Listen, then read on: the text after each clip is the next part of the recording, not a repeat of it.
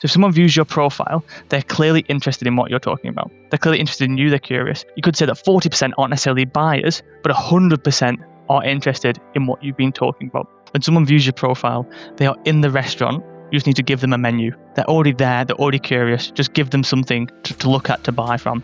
So when you optimize for starting conversation, the entire platform is built around starting conversations. When you optimize that from a marketing KPI, that's when you can start to see results. Welcome to the Success Revenue Podcast, where AI meets leadership and real business impact, from the Middle East to the world. This is the show for leaders navigating how AI is unlocking human impact and reshaping how businesses grow.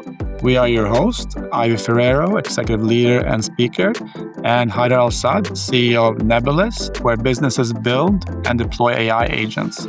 Join us for another conversation on this episode. Hello, everyone, and welcome to today's episode. We are super excited to have everyone on today and talk to an incredible guest. And just really quick, we first wanted to say thank you for listening to the show every week after week. It means the world to the two of us, and it feels like we are just getting started. If you enjoy what we're doing, please subscribe to our podcast, give us a 5-star rating, write us a comment. We will make sure to listen to you guys and bring the guests that you want to listen on this show.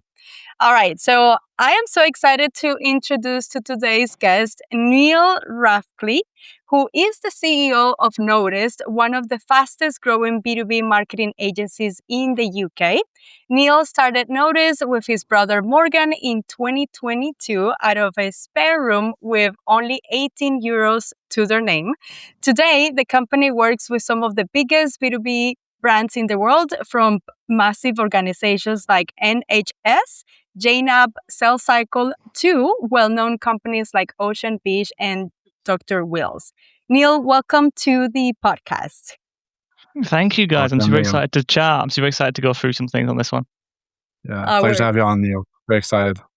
Super exciting, Niall. Niall, and just to get us started, tell us a little bit more about who you are. Give us a little bit of a background on where you grew up and where are you based out of? Yeah, I'm based out of Manchester. I grew up about 40 minutes outside of Manchester in a place called Burnley. I had quite an unusual, probably teenage years in life, where I ended up actually doing 4 years in America for university, playing football out there. I also did 2 years in Portugal. We finally made it back home to Manchester when we started to grow the agency. We got an office opened here as well, which is fantastic. You asked a little bit about me. You kind of covered it perfectly in the bio. I run Notice, one of the fastest growing B2B marketing agencies in the UK. Our specialism is LinkedIn. Nearly 99% of the stuff we do is LinkedIn focused. I'll talk a lot about that today. Started in 2022. Literally put £9 each into a company bank account. We had very, very little to our name at that point. And ever since, it's been a rocket ship over the last 3 to 4 years with many successes, many failures. We're very proud of where we are today as well. Wow, that is incredible. And you know, Niall, I love the name of the company, like Notice, where companies go to get noticed is extremely catchy. Well done there. Thank you. It's a story for another day of how we came up with that name. It's a fun one. Sure, it's a good one. Awesome. And Niall, can you tell us a little bit about kind of that journey to starting Notice, and kind of from, you said 2022 until today? That's kind of a little foundation for our conversation. It'd be great to just hear a little bit about how you kind of went on that journey and how you arrived to where you are today. Yeah, so people often ask, how did you end up starting a B2B marketing agency, or like, why do you focus on LinkedIn? And it all started when I was about 19 years old. I got this really unusual opportunity to work at a marketing startup in London. And I say unusual because it was a marketing startup that didn't market companies, but it marketed people. It was a personal branding startup. And at the time, personal branding, as it's known today, wasn't really a thing.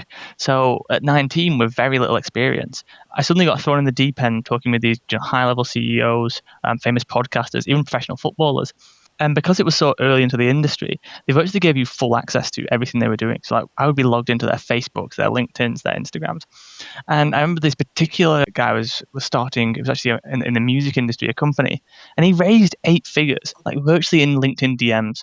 And I was in his account and I could watch him go back and forth with investors being like, just like sending over a PDF pitch deck in the DMs. He wasn't going back and forth on email. It was shocking to me at the time. And there's another person that I remember literally watching message by message as he signed a 7-figure deal again in his LinkedIn DMs.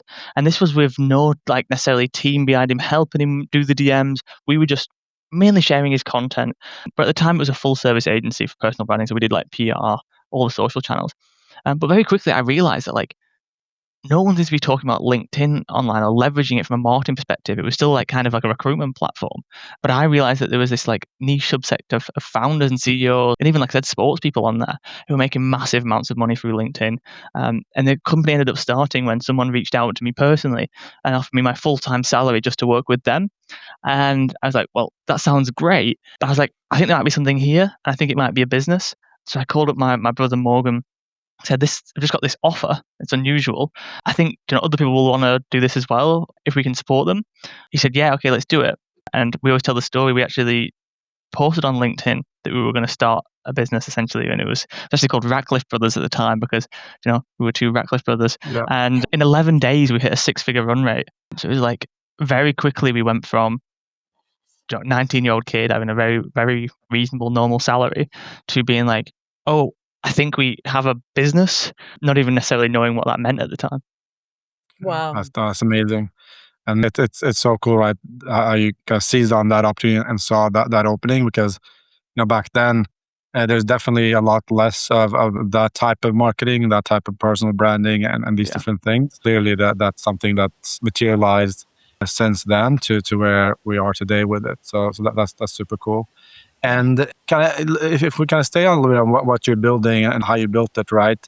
You built, what maybe we call a a marketing agency that's not built on traditional boring corporate content, but rather that other approach, right? You talked about folks on LinkedIn and the personal brands and these different things.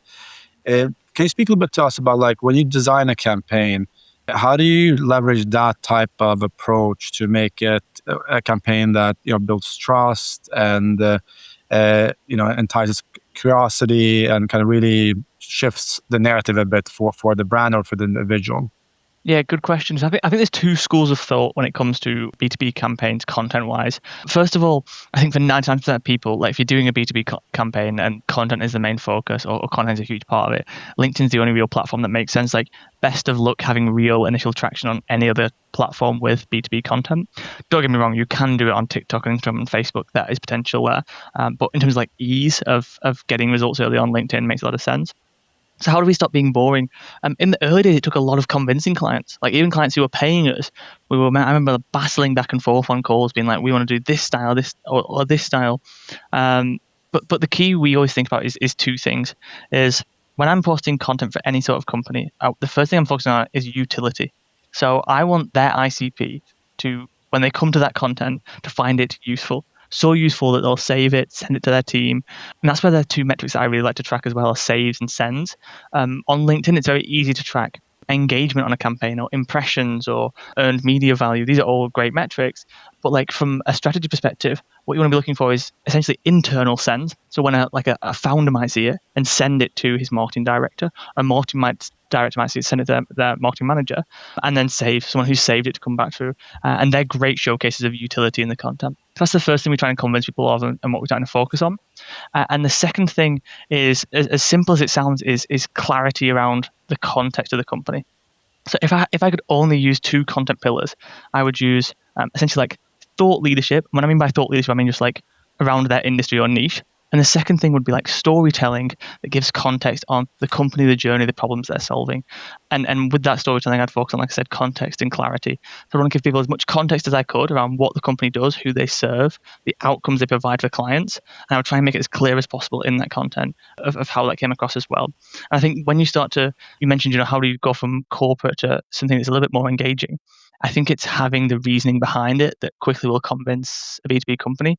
When you start to say, oh, you need to be more fun or like vibrant or anything like that, these like naturally they have barriers up to reject these terms. But when I can talk about, like I said, clarity, utility as the outcomes we're providing, they won't get stuck on the actual content if we create more vibrant graphic or a video that's a little bit out of their depth because they understand the outcomes and the reasoning behind it as well. I love that, Neil. And I love that you Mhm. talk about the ICP, how you guys take that into consideration.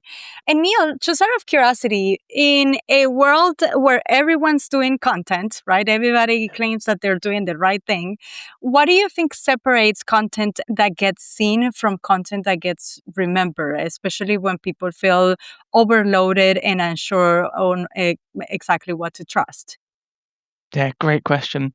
I think back in the day, do you know, one of my good friends, Jack Frimston, has this thing where he says it's very easy to be known.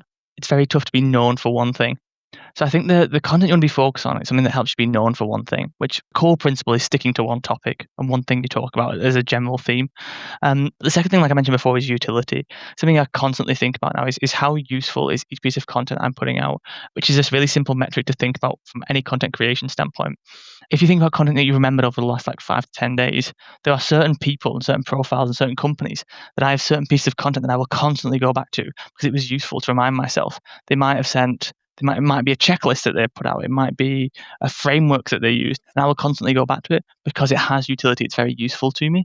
The content that I don't remember that will get forgotten is where it has no inherent value to me other than being engaging at the time. So let's say someone shared a story about how they, you know, went on a walk today and it helped them clear their mind. Like, okay, great. It might give me a bit of a dopamine boost, but I move on and I'll never come back to it. So utility is always my core focus when I'm thinking about content and making sure it gets remembered. I love that. I love that. And it completely makes sense. Yeah, it's utility is probably most of the content that I come back to that is on my saved is because it is something that I'm going to be able to use. And also makes me think about like mental models. I seem to Mhm. also save a lot of like mental models or frameworks. And Neil, I'm kind of curious also like looking ahead, where do you see the biggest shakeups in B2B marketing, especially ones most people aren't really ready for in this age of AI? Great question. I've been thinking about AI a lot recently. And with B2B, I feel like there's like a 5 year lag. And we joke that like sometimes we feel early internally as an agency with what we're doing with AI, and then you realize that actually you have tech companies that are 10 steps ahead of us, but the B2B industry is 20 steps behind us. So there's this lag period. I think that lag period that back in the day probably would took 5 to 10 years to speed up on. There'll be like 5% of the market that will completely revolutionize it, which will drag the lag up. So what I mean by that is, for example, there'll be, like I said, 5 to 10% who end up integrating AI into their content, integrating AI into their whole marketing campaigns. And very quickly, everyone will have to adapt to compete. I think that B2B marketing in general is so not tech based at its core. Like people do ABM campaigns, and even when they heavily integrate with tech, it's like it's just not from an efficient process. It's just very bulky, and they're getting like data on low numbers, and it's like they've got all these different data points and touch points they've had with a prospect, but actually there's 10 prospects that have gone through their funnel, and they're spending all this time. It's like it's so outdated in terms of everything they do with B2B. I think if there was two things that were going to really get shaken up over the next kind of 5 years, I think one is the social aspect. And so I'm not saying every B2B company should have a massive social media team, but I think it's transitioned now to where companies will work with other companies that are seen, not the ones that are the best. We've seen this in B2C, right? It's like, let's say an electrolyte company. We've all know that Prime became like $1 billion company virtually overnight, right? That Logan Paul and KSI did. Prime is like everyone knows it's not the best hydration drink. Do you know what I mean? Like Element, LMNT is like drastically better from a scientific standpoint from electrolytes and hydrating. But people buy from the companies that they see, not the ones that are the best. We've seen that in B2C. We're about to see it in B2B. You've seen it with SEMrush and HubSpot already. Is HubSpot the best CRM? Who knows? But HubSpot is $1 billion company because they are seen all over. I think the first thing is a social, and the second one is just innovation. 5-10% of the market, brands like an Instantly AI, which isn't necessarily B2B, but I'd see it as a B2B company, are just so far ahead in terms of how they're integrating systems, using thought leader ads on LinkedIn, the campaigns they're launching, the data they're tracking. It's so drastically ahead. I think those are the two things that are going to get shaken up the most. Wow. Yeah, that's super interesting and very, very great context, I think, also for our listeners in terms of where the trends are going and where to position, because a lot of people are listening, obviously, are in those leadership positions, probably thinking about these things every day. How do we kind of cut through? And I think maybe if you can elaborate even a little bit further on that, right? So obviously, wanting to be seen is important, but how do you cut through the noise? Because I feel like there's more content than ever out there. There's more stuff coming, whether that's AI generated or human generated.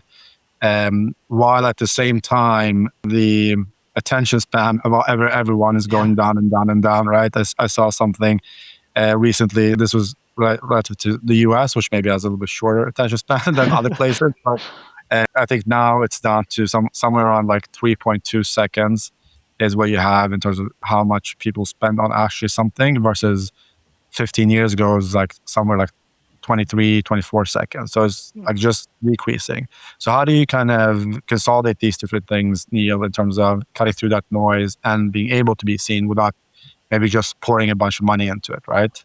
Yeah, I think a lot of people when they ask me this, they expect a question like this. They expect me to have like a secret formula, and it's ironic. I would just say like copy the brands that are already doing this. So like HubSpot's a prime example, right?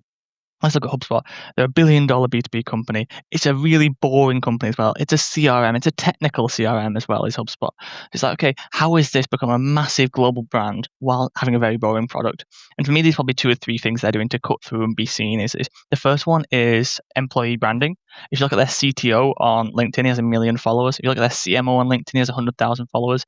Their VP of marketing has 30,000 followers. They've clearly pushed and picked key leaders in the organization and helped them build brands that are beyond HubSpot.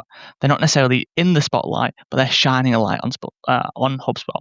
The VP of marketing and the CMO have their own podcast, which I think has 20, 30,000 YouTube subscribers that they put out 2 or 3 episodes a week, which is again all focused on talking about HubSpot as well as the other things they're seeing in the industry. So employee branding is a massive thing for them. The other thing is employee generated content. So off the back of the employee branding, they have something like 2,000 people in their organization who post consistently on social media. And when you think about that from a perspective of like how much would that cost from a UGC program or an influencer program, it'd be unaffordable on a month-to-month basis. But HubSpot have all of their staff, if not a large percentage of their staff, constantly posting. Sometimes it's not about HubSpot, but it's constantly shining a light on HubSpot. And doing that at scale as HubSpot have done, is just going to be massively impactful to really cut through. And something we've seen on a smaller scale. Even when we were a team of 20, we had probably 100,000 followers between the team, even when I had less followers. And I think last year we did about 17 million impressions for our employees' content on LinkedIn. So if you think of as like, if for us to pay in terms of media value on a CPM for 17 million impressions would be tens of thousands of pounds, but it costs us absolutely nothing. We have a small internal incentives program to do employee generated content, and it's cost us a few rewards of a night away, like under £2,000 for all of those impressions. So something HubSpot have done great.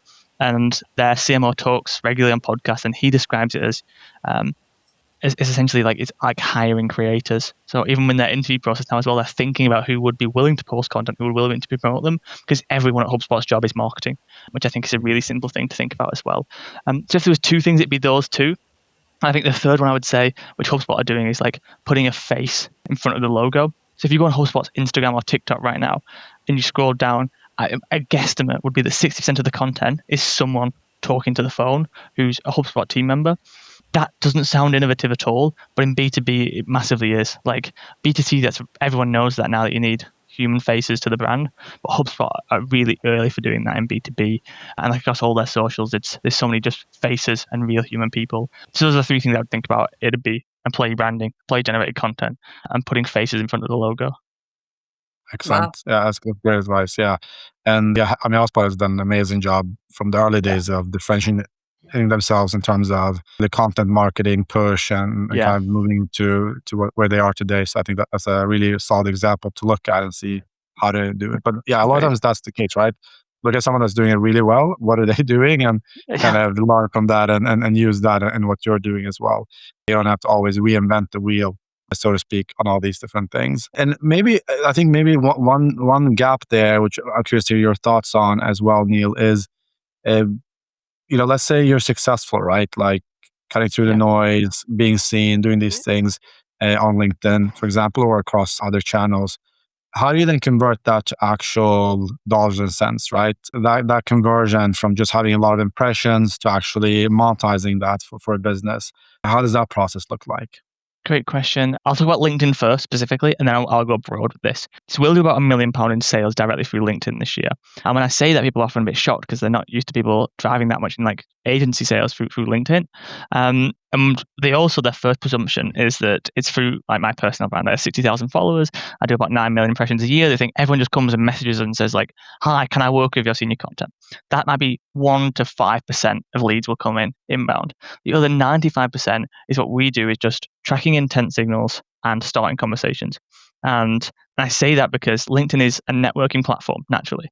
So when you optimize for starting conversations, which the entire platform is built around starting conversations. When you optimize that from a marketing KPI, that's when you can start to see results. But how we do it from a tactical standpoint is LinkedIn gives you all these free intent signals, all in their analytics. My favorite two, which are very, very simple, is profile views and engagement and thought leadership content around your industry. So if someone views your profile, they're clearly interested in what you're talking about. They're clearly interested in you. They're curious. You could say that 40% aren't necessarily buyers, but 100% are interested in what you've been talking about. One of my favorite quotes is, when someone views your profile, they are in the restaurant. You just need to give them a menu. They're already there. They're already curious. Just give them something to look at, to buy from. And like I said, my favorite two are profile views, engagement, and thought leadership content. When I talk about thought leadership content, I'm talking about me, talking about my industry, my niche. It's key that I only look at engages on that, because if I look at engages on a post where I tell a relatable story, they aren't necessarily interested in what I'm talking about. If I do a post on how to convert LinkedIn outreach, I know that everyone who engaged is curious about LinkedIn outreach. And when I find those, I have really simple conversation starters that we use at scale for our clients and for ourselves. The first one is for profile viewers. We literally just say, "Hi, so you viewed my profile. Is there anything I can help with, or are you just enjoying the content?" That is my highest converting outreach message. And I think it's funny because people expect it to be like some clever message with like all these different things. It's simply that in the restaurant, I say, "Hi, is there anything I can help you with?" And we have signed us shockingly out of clients who virtually just send us a brief off the back of that question. The second message I send as a conversation starter is to anyone who's engaged on certain content. I'll say, "Hi, so you engaged on this post about this topic. Is that something you're chatting about internally?" And again, it's a really simple thing where they'll say like, "Hi, no, I just thought this was interesting." Or they'll say, "Yes, this is something we are chatting about internally." And boom, it converts from a general outreach to a sales conversation very, very quickly. I also said in terms of a top level as well, outside of LinkedIn, the simplest thing in terms of outside of LinkedIn is just mimicking what B2C are doing in B2B. B2C is 5 to 10 years ahead of B2B. And if you look at a B2C funnel, they focus so much on the top of funnel stuff. But on the back end, they have these really clean funnels where you get your email, you go through email flows, they'll give you case studies, they'll give you examples. If I was a B2B brand and I was starting from zero again, I didn't have any of my knowledge, I would literally just go find a B2C brand that's killing it, generally one that's probably gone from 5 to 10 million to 100 million very, very quickly.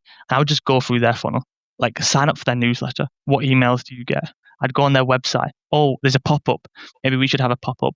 And some of the biggest irony, I think, around B2B is that if you just copied a B2C brand, you'd probably have 20 to 30% better results for your B2B marketing as well. Wow. Niall, I'm taking so many mental notes. And I love what you said about when someone views your profile there in the restaurant, all you have to do is give them a menu. Wow. Exactly. I absolutely love that. And Niall, kind of curious as well with everything that is happening with AI. Do you think AI will eventually outperform humans in brand storytelling? Or will great narrative always need a human spark? It's a good question. And, we've been considering this a lot recently because like a lot of my content is graphics recently. And I've been thinking, oh, could AI just do this? Do we need a human to do it? I think that in the age of AI we're coming to, the easiest and best differentiation will be like human storytelling. And I think we'll get closer and closer to using humans. So for example, right now you could probably mimic this with AI. Like you could get a photo of me and you could probably tell better insights than I could on the podcast. So how do you combat that as a brand? Well, you try and make it more authentic. You'd take grainy iPhone footage, and there's a woman right now on TikTok who's like holds her phone like this, and she walks with an entrepreneur. They're in the background. It's like terrible footage, and she just asks them questions on a walk. It's massively resonating because it's actually going more and more authentic. Like, how is it clearly a human? Because she's holding her phone up. You can see how bad it looks. He's walking in the background. It's a very human interaction. So I think that brands will actually go further and further away from this high production content, in a studio that can be easily replicated with AI, and they'll lean more and more towards the most authentic way you can get it and the most human you can do. And that's where I can see it going. I think if I think you've seen that kind of with HubSpot a little bit, where they are starting to do very authentic stuff. But I think it'll go even to the next level, where you'll see a lot more like people walking down the street and chatting with their founder. You've seen it with Facebook, with Mark Zuckerberg. Like Mark Zuckerberg's been so humanized. I literally just saw him do a video with Logan Paul showing him the new glasses, and they're like very casually talking. It's like shop vlog style where it's messy. You never would have seen Mark Zuckerberg doing an interaction like that 20 years ago. And like I said, in about 10 years, B2B will catch on and you'll start seeing the same over there as well. Exciting times. I'm definitely very excited to be able to automate a lot of the tedious tasks. And I'm fine with giving a strategy to AI and to giving things that are really dumb and low effort that take lots of time. But I'm more excited to be able to step into my creative expression. And I feel like this is basically what we're talking about as humans, being able to focus on what that creative expression actually means and what is your outlet to be able to let that expression come out of. And Neil, you've been talking to us a lot about how you build your business and given us a little bit of a glimpse on how you think. One of the things that I love to talk to our guest about is about their hero's journey, right? And I've seen that you have written publicly about hitting 1 million ARR in euros and through LinkedIn and whatnot. But what's one part of the story that people don't see from the outside that has really helped you shape who you are and what you have become and what you've been able to accomplish? Really good question. The realism I have had over the last 4 years that shaped it more than anything is that like business is so much simpler than we like to make out. I think everyone online is trying to give you tips and hacks on how to improve things, but they're just putting out content for the sake of content. Sometimes the best advice I have ever got is like the simplest. I was joking the other day, we've had 3 really big advisors in the business over the last few years. One of them was Don McGregor, who scaled Social Chain with Stephen Bartlett, a massive entrepreneur in the UK. Another one was Stephen Kenwright, who has one of the fastest growing agencies in the UK over the last decade, Rise at 7, before he exited that. A third one is Mitch Clayton, who's based in Manchester. It's one of the fastest growing marketing agencies in Manchester. And I was sat the other day with Mitch and he was joking about the fact that just sometimes the best advice you can have is just like raise your prices, cut down churn, increase sales. And that's the kind of stuff that doesn't necessarily resonate online, but I find has been the most impactful for us. And people recommend these books to you when you start out as an entrepreneur. They're like really, really simple, like How to Win Friends and Influence People. And it's like, remember people's name, and you're like, how is that going to help me? And I think the reality is that like there isn't a book that's going to revolutionize your business or revolutionize your marketing or make you think a certain way. I'm constantly reading new books, and every time I'm reading one, I'm starting to realize more and more when I read like an autobiography like a Richard Branson, is that no entrepreneur really knows what they're doing. They're just figuring it out along the way, and it's just the basic principles you have to stick to. Slowly increase your prices, slowly improve your service, slowly try and reduce churn, add incentives to your team to reduce churn, focus on sales, track your sales so you can drive more sales, test new initiatives. Like there is no silver bullet. The silver bullet is that there is no silver bullet. And I wish I could have told myself that 4 or 5 years ago. The issue is I never would have listened. Yeah, that's such a incredible piece of advice. And Neil, I'm curious, let's say there is somebody who is listening to us right now who is 25, loves writing or creative work and wants to build a career in B2B, doing something similar to what you have done without losing their voice or sounding like everybody else, right? What sort of advice would you give this person? First thing is we're hiring for about 4 different roles, so come and apply to work for us and learn firsthand. The second thing what I would be is like the best portfolio you can ever build today is simply sharing the insights and lessons you're learning along the way online. LinkedIn has 61 million decision makers. It's the only place on the planet that you can contact billion-dollar CEOs, founders, and they actually might reply to you. It's such an underrated platform for that. If I was 25, I want to do something like this, I would simply one, start, two, document everything I'm doing, and three, just constantly what I would say is like go for big swings. Just message the CEO and say, hi, I'm trying this. What are your thoughts on it? Can I do this for you? I hate this narrative online nowadays that like you shouldn't ask someone to like pick their brain. Like you feel like, why are these people saying pick my brain? It's like, do you know how many times that like I've just airballed sending a CEO a message back in the day being like, hi, try to do this, like not sure if it's right or not. But 1 in 10, 1 in 100 will send something back and just be like, yeah, we'd love to jump on for 5 minutes. And that's always been priceless. So yeah, I would one, get started, two, document everything that I'm learning, and three, just have some big swings and don't be afraid to miss. That. Yeah, great advice. You have to be out there, right, to get the experience. And I think one of the issues today is everyone is an expert, quote Yeah. unquote, or want to be an expert or sound like an expert. Um, and you can kind of see like when the new trend comes, a new whatever is hot, that everyone is now an expert in that. So I think that's where sometimes you'll feel like some people get more of the engagement because they're authentic in their learning in that process and what they're 100%. kind of learning along the way and sharing with people versus like, oh, I know this from the start, even though you don't, right? So I think that piece is really important. And I want to maybe just also ask a little bit about kind of sticking on the AI piece versus human, right? Yeah. Because there is a psychology to that, like you talked about. People want authenticity and these things more. But do you think that will continue in terms of people looking for that, or will we become just very used to content being AI generated, the brands leveraging AI, and that becomes the new norm, right? And I understand there'll be pockets and places Yeah. always where people have these preferences. But just from like a psychology perspective, which I know is a huge piece of marketing and how we approach the human condition there, how do you kind of see that progressing over the coming several years versus just where it's right now? Yeah, I think on your point that everyone thinks they're an expert is like anyone who tells you they know the answer to that is completely lying because we have no idea. My natural gut feeling about it is that I think we have 5 to 10 years of like there being a transition and like the laggards like my father is he's just barely Hmm. figuring out Facebook. Never mind, knowing what's AI and what's not AI. So like, there's many generations who are never gonna even know what's AI and not online. And I think that's why we have this we'll have a lag period. But my natural instinct when you say something like that is I often think like, what is there to learn from anyone when I can learn it all from like ChatGPT? So like, why read Richard Branson's autobiography when I can just ChatGPT 5 lessons from Richard Branson? Or why go and watch Richard Branson's YouTube when I can just again do what would Richard Branson do in this situation in ChatGPT, and I'll get a really, really good answer. So there's a really interesting argument for that. And like I said, my gut feeling is probably one of two things. Is one, will go way more in person. I think there's a lot of people gambling and betting on in person.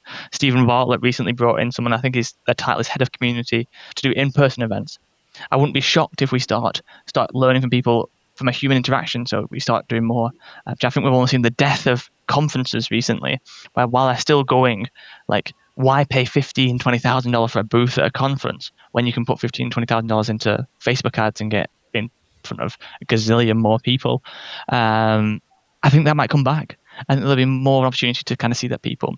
And I wouldn't be shocked if this might seem a bit futurist. Is like I wouldn't be shocked if we see like the death of social media in a sense of like I think in the next 5 years you could do a whole vlog of an influencer better than any influencer could ever do. Do you know what I mean? It's ultra Mm. realistic. If you want this influencer to jump out of a plane, do their makeup while they're falling out of the plane, and then do a triple backflip on the landing, and then explain Richard Branson's life story, you can do Yeah. in the next 5 years, you'll be able to do all of that.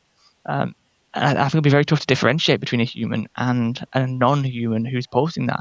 We're already seeing it, with text-based platforms like Twitter. No one knows who's posting what's AI, what's not. And it'll be very soon on video. So I wouldn't be 100% shocked if in 10, 20 years' time we're actually seeing a decline in social media usage as Mm. well. But like I said, I think the reality is that no one actually knows. This is completely uncharted territory. The only thing I'm doing is optimizing to be in the front wave of whatever is happening and to be knowing Mm. first and to be adapting first and innovating. I think that's all Yeah. you can do. I think the issue you can have is waiting for everyone else to take action and then figuring it out backwards. If social media starts to decline and in-person events, I plan on Mhm. our agency being in that top 5% of making a movement on that before anyone else does. Mhm. Yeah, no, I think that's a great point because And especially now, I feel everything is so fast moving. So if you're waiting to adapt, by the time you've adapted, now the next thing is It's already already gone. there. You need to be on the front foot and we kind of push that forward. And I think, it is interesting because, you talk about social media, right? And you Yeah. can see now already like there's some of these new social channels that are coming up, like Scroll and others that are kind of taking off a little bit, approaching it in a different manner, right? And I think we might see more and more of this down the line. But I think maybe to this conversation as well, I think one of the key things for humans in terms of, we talk about authenticity, but really what it's about is relatability, right? A lot of times, like being able to relate to something, to a situation, to a brand, to a message and these things. How do you think companies should try to leverage that as a lever to really connect with their audience, right? To create that because sometimes it's aspirational Relatability. stuff, of course, but I Yeah. think that's almost one of the most powerful pieces is when someone relates to what you're talking about. How do you accomplish that as a brand? Yeah, I think the best use case we've ever seen of that over the last couple of years is Mark Zuckerberg at Meta or Facebook. Like it's a prime example of a brand understanding the changes of society, the changes of how we operate, and leveraging that. I have seen Mark Zuckerberg, who by the way, prior to 5 years ago, no one knew who he was. He was like this mysterious tech guy. No one knew his viewpoints. I've seen him windsurfing with the American flag. I've seen him at UFC fights walking Alexander Volkanovski out. I've seen him with Logan Paul vlogging. I've seen him on podcasts. I've seen him do live talks for the Acquired podcast. Like, that is not something that a billion or trillion dollar, whatever the market cap is of Meta nowadays, is doing something like that. You've seen a prime example of them taking the CEO and just making him as relatable as possible. And Mark Zuckerberg's likeness, people love, some people hate him, but more people care about it than ever. And I think we'll start seeing that as a company level across the board. So we used the HubSpot example earlier, but like, for example, Salesforce. I couldn't even tell you who the CEO is or their leadership team is. And I think that'd be a massive issue for them over the next 10 years. If I was the marketing director at Salesforce, I would be trying to find authentic ways to pull the leaders of the organization that are driving it forward down to a relatable level as much as I can. I would be paying the influencers that are working with a certain person to go and talk to the CEO. I'd be getting him media trained in terms of to be normal and lose his corporate tone. And like I said, just bringing those leadership people and the people behind the brand down to a very, very human level. And I think over the next 5 to 10 years, that's a really simple thing to leverage is just bringing what was back in the day, you would elevate everything. So if it was a CEO, you want them to talk perfectly, great shots, great cameras, everything was perfect. And now you want to bring it down to as human as possible. And like I said, I'd be studying what Meta are doing with Zuck, and I would do it across the entire leadership team and exec team. Wow. Incredible. Yeah, that's a great example, and it is definitely one of those things, right, where the relatability of that individual becomes almost as powerful as the brand itself. You talk about and their CEO and CTO, Dharmesh Shah, and Yeah. Halligan, and kind of just how they built everything up now with And the by new the way, CEO. everyone Yeah. hated Meta 3 years ago. Like Meta, Yeah. Facebook, they changed the name, right? They rebranded and they claim it wasn't because of public sentiment, but like they had the political issues of they were like censoring certain political parties. Mhm. Like it was a massive negative. Like no one liked Meta, no one liked Facebook, and now you can see one, their stock prices skyrocketed over the last few years, which coincides perfectly with this complete rebrand they've done of their leadership team, of the CEO and of the company in general. Yeah, no, that's a great example. And one last question before we get into our final section here of the podcast, because I was thinking about this as you were speaking about the AI piece earlier. But just from your vantage point, as you're working with a lot of these big brands and obviously with their teams on the marketing side, how do you see from a kind of a board or leadership perspective the pressure to leverage and implement AI and everything, including in marketing? How do you see that impacting currently the operational side? Because I see a lot of times now, even with the work that we do, that there is a pressure like AI needs to be used, it needs to be implemented. We want to get this across our organization, and then operationally, people are kind of scrambling a little bit to figure out, okay, how do we take this mandate or Yeah. requirement and put this into what we're doing to become more efficient or cost effective or drive more revenue, whatever it might be, right? Are you seeing this pressure? How do you see that materialize from an operational perspective? I think there's two sides to the coin. If you split our roster in half, 50% are not focused on AI at all, and like they're they're still figuring out ChatGPT. That's the reality of the industry, and that's 50%.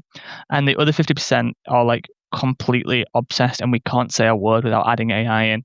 And I want to give a quick story where we were working with this company. I think they're $100 million plus. We've got offices in 3 different countries, and we had a call, and we used to just talk with their VP of marketing, and their CEO was on it. And we'd interact with their CEO at some point during the onboarding process, but he wasn't necessarily on the calls regularly. And we were confused why he was on the call at first. And the only thing he said throughout the call, like essentially 99% of what he said was every time we suggested a new strategy, he said, "How are we using AI in this?" And that was it.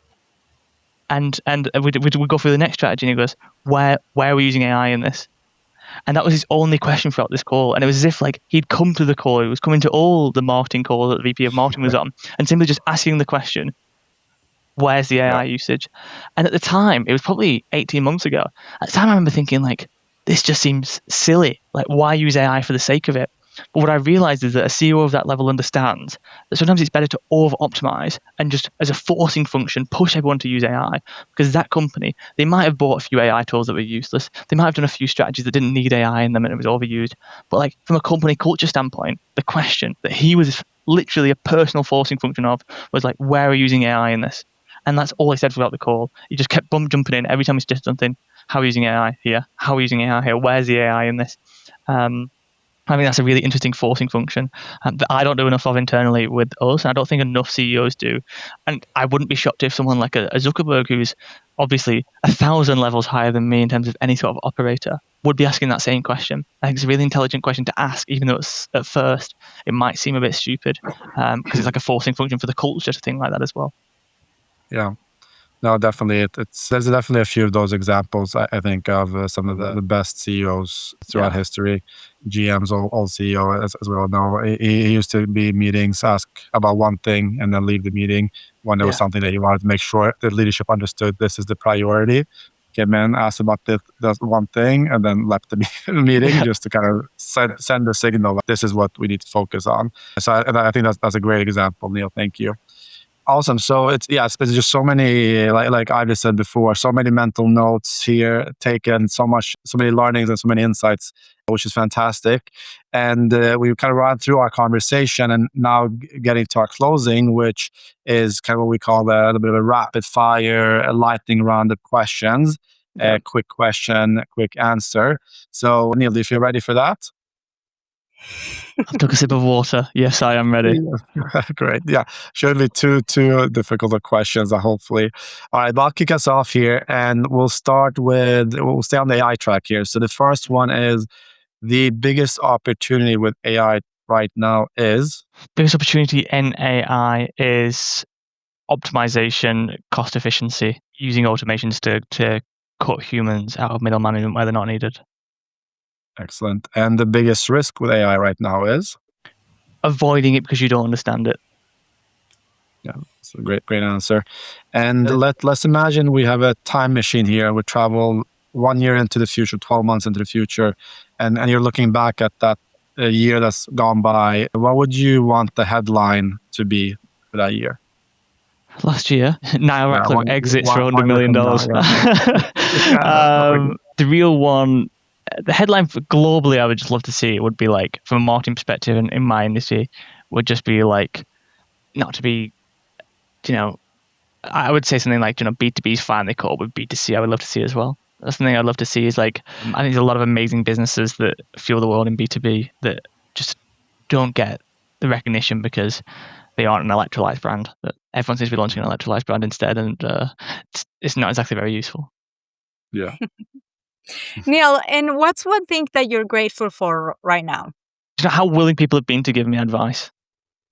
That's something I'm really grateful of. I think I love being in Manchester for that reason. We were talking about Dubai earlier. I think there's my favorite thing about Manchester is it's like a smaller version of London, so everyone knows everyone. And there's a lot of founders who are 10, 15 steps ahead that are willing to give me advice because they know us, which is, something I'm really grateful of. That's so cool. And Neil, what's one word you want this year to be about? For me, simplicity, simplifying. in a world with AI and complicated everything and everyone using Claude bots to do everything, I think that just thinking from first principles and simple. And if I can't explain something to my grandparents, it's probably not something I should be explaining to my team either. I love that. Well, Niall, it has been an incredible podcast, probably one of my favorite ones. So thank you so much for giving us some of your time. Thank you so much. Yeah, I thought the questions were great, guys. I loved. We went through everything. So yeah, fantastic. Excited to see you come out. Beautiful. Yeah, thanks, Neil. Pleasure having you on. Yeah, and for anybody that wants to connect with Neil, we'll make sure that we connect his LinkedIn profile onto the podcast description. Yeah. Thank you, guys. Thank you so much. Bye. Thank you for listening to this episode of the Success Revenue Podcast. Don't forget to like and subscribe on YouTube, and also give us a 5-star rating on Spotify, Apple, or wherever you get your podcasts to support the show.